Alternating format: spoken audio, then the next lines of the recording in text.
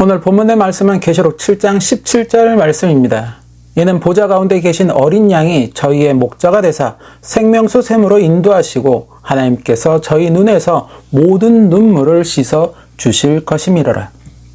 계시록의 대부분의 말씀들이 그렇지만 특별히 오늘 본문의 말씀을 포함하고 있는 계시록 7장의 말씀에 대해서는 여러 해석들이 분분하고 7장에 등장하는 하나님께 택함을 받은 14만 4천에 대해서는 정말 다양한 해석들이 있습니다. 그리고 이제는 14만 4천 하면 떠오르는 대표적인 이단 단체가 있을 정도로 무수하고 다양한 해석들이 난무하고 있는 실정입니다. 그러기에 계시록 7장의 말씀을 볼 때 어떤 세부적인 내용에 대한 해석에 집착하기보다는 계시록 7장이 전하고자 하는 말씀의 본질에 집중할 수 있어야 한다는 것입니다. 물론 하나님께 택함을 받은 14만 4천이 누구인지, 그리고 흰옷을 입은 손에 종려가지를 들고 어린 양 앞으로 나오는 수많은 이방의 무리들은 누구인지를 아는 것은 중요합니다. 왜냐하면 오늘 본문에 등장하는 14만 4천의 무리나 수많은 이방의 무리들은 다 심판에서 보호를 받고 면함을 받는 존재들이기 때문입니다. 그러기에 이들이 어떠한 무리인지, 어떠한 이유로 이렇게 심판에서 보호받고 면함을 받게 되었는지 그것에 대해 올바른 정보를 알 수 있다면 내 믿음이 그 무리에 속할 수 있는 믿음인지를 점검할 수 있는 기준이 되어주기 때문입니다. 그러나 지난주 말씀을 나눈 것처럼 그 기준을 알았다고 해서 구원과 직접적으로 연관되는 것은 아니라는 것입니다. 오히려 그 기준에 너무 집착한 나머지 말씀의 본질을 망각하고 이단의 무리에 빠지게 된다면 그것은 돌이키기 어려운 잘못된 신앙의 길을 갈 수도 있기 때문입니다. 일단 오늘 계시록 7장의 말씀은 이 일 후에 라는 말로 시작을 합니다. 곧 계시록 6장의 말씀에 뒤이어 나타나는 일임을 말씀하고 있다는 것입니다. 즉 계시록 6장은 두루마리 책에 봉인된 7개 인들 중에 어린 양, 곧 예수 그리스도가 6개의 인을 떼는 장면이 나오는데 계시록 7장은 6번째 인이 떼어지고 난 후 이제 7번째 인이 떼어지기 직전 그 사이에 일어나는 일임을 설명하고 있습니다. 7번째 인이 떼어지기 직전 사도 요한은 땅 네 모퉁이에서 사방에 바람을 붙잡고 있는 네 천사가 서 있는 것을 보게 됩니다. 그리고 2절에서 이 네 천사들은 땅과 바다를 해롭게 할 권세를 받는 천사들이라고 이 천사들을 소개하고 있습니다. 즉 이들은 이제 7째 인이 떼어지게 되면 사방으로 해롭게 할 바람을 불어 세상을 해롭게, 즉 세상의 환란을 일으킬 준비태세를 갖추고 있었다는 것입니다. 이 네 천사들이 세상의 환란을 불러올 바람을 일으키려고 할 때 하나님의 인을 가진 천사가 큰 소리로 잠시 그 바람을 붙잡고 있으라고 명을 합니다. 하나님의 인을 가진 천사들이 이제 하나님의 종들을 찾아서 그 이마에 하나님의 인을 인치기까지 붙잡고 있으라는 것입니다. 계시록 7장 1절에서 3절 말씀. 이 일 후에 내가 내 천사가 땅 내 모퉁이에 선 것을 보니 땅의 사방의 바람을 붙잡아 바람으로 하여금 땅에나 바다에나 각종 나무에 불지 못하게 하더라. 또 봄에 다른 천사가 살아계신 하나님의 인을 가지고 해 돋는 데로부터 올라와서 땅과 바다를 해롭게 할 권세를 얻은 내 천사를 향하여 큰 소리로 외쳐 가로되 우리가 우리 하나님의 종들의 이마에 인치기까지 땅이나 바다나 나무나 해하지 말라 하더라. 하나님의 종들, 곧 하나님께 속한 자들이라는 것입니다. 그 머리에 하나님의 인을 친다는 것은 하나님이 친히 그들을 자신의 종으로 인정하시겠다는 것입니다. 즉 온전히 하나님을 향한 믿음을 지킨 자들을 하나님은 인정하시고 그들에게 그 표식을 제공하시겠다는 것입니다. 그리고 그 표식은 환란에서 면함을 받게 되는 표식이 되며 동시에 구원의 확증이 되는 표식이 된다는 것입니다. 계시록 9장 3절에서 4절 말씀. 또 황충이 연기 가운데로부터 땅 위에 나오매 저희가 땅 위에 있는 전갈의 권세와 같은 권세를 받았더라. 저희에게 이르시되 땅에 풀이나 푸른 것이나 각종 수목은 해하지 말고 오직 이마에 하나님의 입맞지 아니한 사람들만 해하라 하시더라. 계시록 14장 1절 말씀. 또 내가 보니 보라 어린 양이 시온산에 섰고 그와 함께 14만 4천이 섰는데 그 이마에 어린 양의 이름과 그 아버지의 이름을 쓴 것이 있도다. 더불어 이 표식을 받는 자들은 이스라엘의 12지파에서 각각 1만 2천 명씩임을 설명하고 있습니다. 바로 이 부분에 대한 무수한 추측과 해석들이 많습니다. 크게는 계시록 7장에서 지칭하고 있는 이스라엘의 12지파는 실제 이스라엘의 본 자손들을 지목하고 있는 것이다. 아니다. 이스라엘은 이미 하나님께 버림을 받았으니 실제 이스라엘이 아닌 영적 이스라엘, 곧 표면적인 이스라엘 백성들이 아니라 하나님을 믿는 영적인 하나님의 백성들을 지목하고 있는 것이다 라는 등의 많은 해석들이 있다는 것입니다. 어떠한 해석이 올바른 해석인가? 지금은 그것을 논하지 않겠습니다. 다만 한 가지 확실한 것은 이후에 심판에서 보호함을 받게 되는 또 다른 이방의 무리들이 등장하고 있다는 것입니다. 계시록 7장 9절 말씀. 이 일 후에 내가 보니 각 나라와 족속과 백성과 방언에서 아무라도 능히 셀 수 없는 큰 무리가 흰옷을 입고 손에 종려가지를 들고 보좌 앞과 어린 양 앞에 서서, 계시록 7장 13절에서 17절 말씀. 장로 중에 하나가 응답하여 내게 이르되 이 흰옷 입은 자들이 누구며 또 어디서 왔느뇨? 내가 가로되 내 주여 당신이 알리이다 하니 그가 나더러 이르되 이는 큰 환난에서 나오는 자들인데 어린 양의 피에 그 옷을 씻어 희게 하였느니라. 그러므로 그들이 하나님의 보좌 앞에 있고 또 그의 성전에서 밤낮 하나님을 섬김에 보좌에 앉으신 이가 그들 위에 장막을 치시리니 저희가 다시 줄이지도 아니하며 목마르지도 아니하고 해나 아무 뜨거운 기운에 상하지 아니할지니 이는 보좌 가운데 계신 어린 양이 저희의 목자가 되사 생명수 샘으로 인도하시고 하나님께서 저희 눈에서 모든 눈물을 씻어주실 것임이러라. 각 나라와 족속과 백성과 방언, 곧 수많은 이방의 무리들을 지칭하고 있다는 것입니다. 이들이 흰옷을 입고 손에 종려가지를 들고 하나님의 보좌 앞과 어린 양 앞에 섰다는 것입니다. 그리고 하나님은 이들 위에 장막을 쳐주시는데 이들이 그 장막 안에서 다시는 줄이지도 아니하고 또 목마르지도 아니하며 아무 뜨거운 기운에도 상하지 아니할 것이라고 이야기하고 있다는 것입니다. 더불어 어린 양 곧 예수 그리스도가 이들의 목자가 되어 주셔서 이들을 생명수 샘으로 인도하여 주실 것이라고 또한 이야기하고 있다는 것입니다. 즉 이 무리들 역시도 심판의 환난에서 보호함을 받는 무리가 되며 동시에 하나님 나라의 구원함을 얻게 되는 무리가 됨을 말씀하고 있다는 것입니다. 이렇게 계시록 7장은 이 두 무리의 사람들을 분명하게 구별하고 있다는 것입니다. 더불어 사도 바울은 로마서 11장에서 하나님은 결코 이스라엘을 버리지 아니하셨다고 이야기하고 있습니다. 로마서 11장 2절에서 5절 말씀. 하나님이 그 미리하신 자기 백성을 버리지 아니하셨나니 너희가 성경이 엘리야를 가리켜 말한 것을 알지 못하느냐?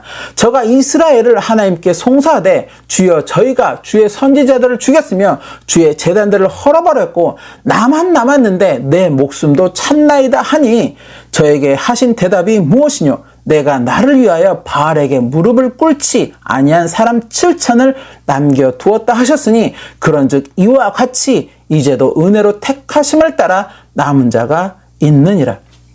이렇게 구분된 두 무리, 그리고 각 지파의 1만 2천이라는 숫자, 그래서 그 숫자들이 합쳐진 14만 4천이라는 숫자, 그것이 무엇을 의미하고 있는지는 이 시간 이야기하지 않겠습니다. 분명히 이 말씀들에는 때와 현상에 대한 비밀들이 담겨져 있습니다. 그러나 그 비밀들이 계시록 7장에서 우리가 깨달아야 하는 말씀의 본질은 아니라는 것입니다. 여기에 등장하는 숫자들이 무엇을 의미하고 또 그 비밀들은 무엇인지 보다 더 중요한 말씀의 본질은 분명 하나님의 진노의 심판에서 보호함과 면함을 받게 되는 무리들이 있다는 것입니다. 동시에 그들은 하나님 나라의 구원이 확실하게 보장된 자들이라는 것입니다. 더불어 그 무리들이 단지 하나님이 택한 백성 이스라엘에게만 있는 것이 아니라 이방의 무리들 가운데도 많다는 것입니다. 이것은 하나님 나라의 구원은 어느 누구에게나 공평하게 주어지는 기회가 된다는 것입니다.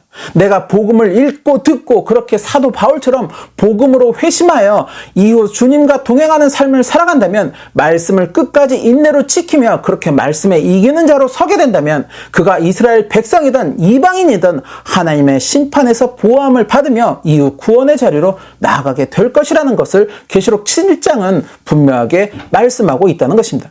그렇게 성경의 말씀은 유대인들만의 말씀이 아니요 지구에 거하는 모든 이들을 향한 말씀이 된다는 것입니다.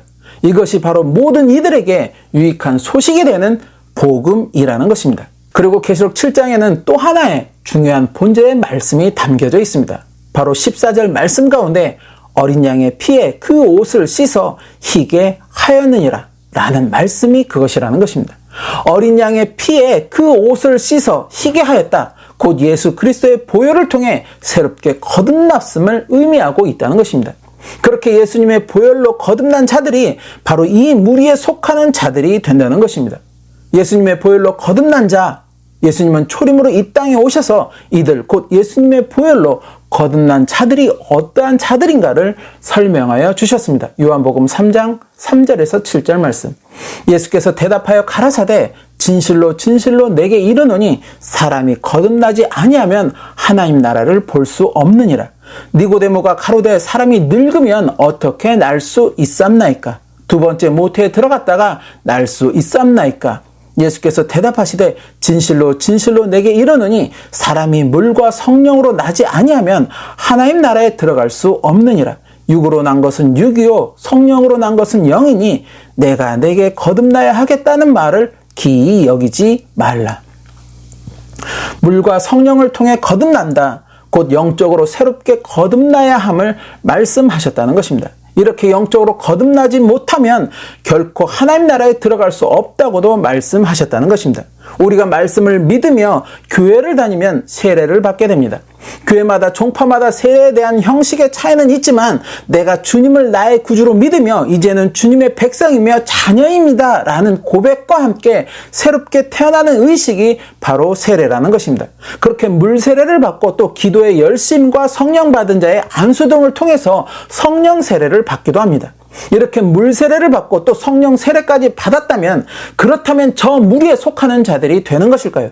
물론 이러한 세례 의식도 중요합니다. 그러나 요한복음에서 말씀하시는 물과 성령으로 거듭나야 한다는 예수님의 말씀은 단순히 형식적인 물 세례, 성령 세례를 말씀하고 있는 것이 아니라는 것입니다. 그러한 형식적인 세례를 통했다고 그가 완전히 영으로 거듭나는 것이 아니라는 것입니다. 물론 성령 세례를 받으면 그렇게 영적인 은사, 곧 성령의 은사를 행할 수도 있습니다. 그렇게 방언도 하고 예언도 하며 사람들의 병도 고치는 치유의 은사도 행할 수 있습니다. 그러나 이렇게 성령의 은사를 행하였다고 그가 구원의 확증을 얻었다고 말할 수 없음을 예수님은 분명 말씀하시고 있다는 것입니다. 이것은 곧 성령의 은사를 행하였다고 그가 성령으로 완전하게 거듭났다는 것을 의미하는 것이 아니라는 것입니다. 마태복음 7장 21절에서 23절 말씀. 나더러 주여 주여 하는 자마다 천국에 다 들어갈 것이 아니요 다만 하늘에 계신 내 아버지의 뜻대로 행하는 자라야 들어가리라. 그날에 많은 사람이 나더러 이르되 주여 주여 우리가 주의 이름으로 선지자 노릇하며 주의 이름으로 귀신을 쫓아내며 주의 이름으로 많은 권능을 행치 아니하였나이까 하리니 그때 내가 저희에게 밝히 말하되 내가 너희를 도무지 알지 못하니 불법을 행하는 자들아 내게서 떠나가라 하리라.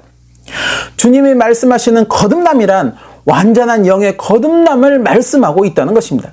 완전한 영의 거듭남, 곧 끝까지 인내로 말씀을 지키며 그렇게 겸손히 말씀에 순종하는 삶, 자신의 유익이 아닌 오직 하나님께 모든 영광을 돌리는 삶, 그러한 인생을 온전히 거듭난 인생이라고 말한다는 것입니다.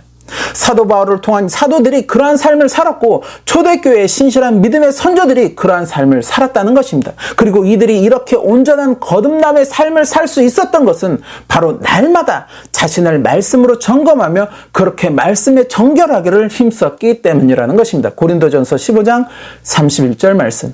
형제들아 내가 그리스도 예수 우리 주 안에서 가진 바 너희에게 대한 나의 자랑을 두고 단언하노니 나는 날마다 죽노라. 날마다 말씀을 묵상하며 그렇게 말씀으로 나를 살피며 말씀에 늘 정결하기를 힘쓰는 삶, 바로 그러한 삶을 통해 이들은 결국에 온전히 거듭남의 인생을 살 수 있었다는 것입니다. 그리고 이것이 바로 예수님과 동행하는 삶인 것입니다. 오늘 말씀의 제목처럼 어린 양 곧 예수 그리스도가 나의 목자가 되는 우리의 삶이어야 한다는 것입니다. 오직 예수 그리스도만이 나를 생명수 샘으로 이끌어 주실 수 있기에 그 믿음을 가지고 끝까지 예수님과 동행하는 삶을 우리는 살아가야 한다는 것입니다.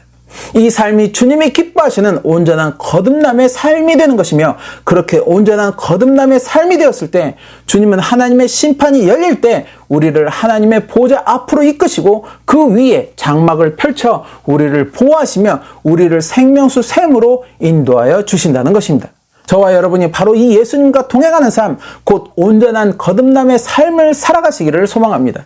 그래서 그때 하나님이 펼치신 그 장막 안에 거하게 되시기를 소망합니다. 그리고 주님의 인도함에 따라 생명수 샘으로 나아가 그 샘의 물을 마시는 축복이 있으시기를 예수님의 이름으로 축원합니다. 마지막으로 이사야 49장 8절에서 10절 말씀을 보겠습니다. 여호와께서 또 가라사대 은혜의 때에 내가 내게 응답하였고 구원의 날에 내가 너를 도왔도다.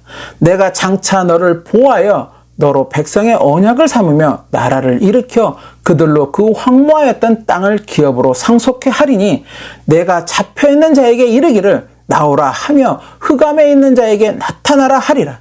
그들이 길에서 먹겠고 모든 자산에도 그들의 풀밭이 있을 것인즉 그들이 줄이거나 목마르지 아니할 것이며 더위와 볕이 그들을 상하지 아니하리니 이는 그들을 긍휼히 여기는 자가 그들을 이끌되 샘물 근원으로 인도할 것임이니라. 아멘.